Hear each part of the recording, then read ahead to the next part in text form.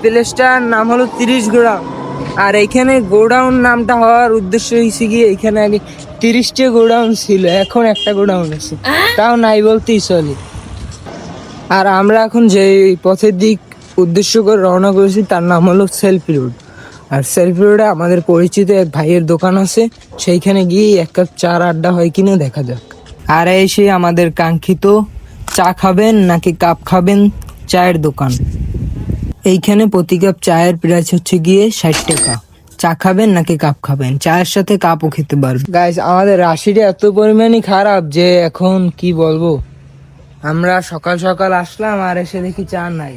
যাই হোক, চা নাই তো কি হয়েছে, চা কিভাবে বানায়, কিভাবে দুধটা প্রসেস করে সেইটার দৃশ্য আপনাদের মাঝে তুলে ধরি। এখানে কিন্তু 100% পিওর ও খাঁটি দুধ দিয়ে চা বানানো হয়। এই দোকানে চা, বাখরখানি ও পোড়া রুটি পেয়ে যাবেন আপনারা। গাইস, এখন আপনাদেরকে এই দোকানটির কিছু অপরূপ সুন্দর দৃশ্য দেখাই।